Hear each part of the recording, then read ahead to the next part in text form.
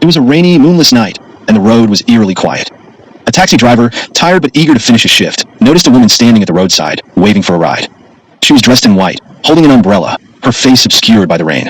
He pulled over, and without a word, she climbed into the back seat. Her voice was soft and distant as she whispered an address deep in the countryside. The journey was uneventful at first, but the atmosphere grew heavy as they drove farther away from the city. The rain intensified, and the road became darker and quieter. Finally, they arrived at a desolate, run-down house shrouded in mist and overgrown weeds. The driver stopped the car and turned to inform the woman of the fare. To his shock, the back seat was empty.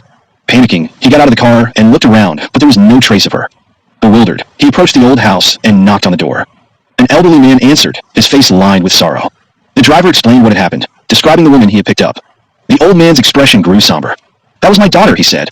"She died in an accident on this road. Years ago." The driver stood frozen, his mind racing. He glanced back at his car, the back seat eerily illuminated by the flickering streetlights. As he drove away, the woman's soft voice seemed to echo in his ears. The rain continued to pour, and the countryside faded into darkness. Subscribe for more horror stories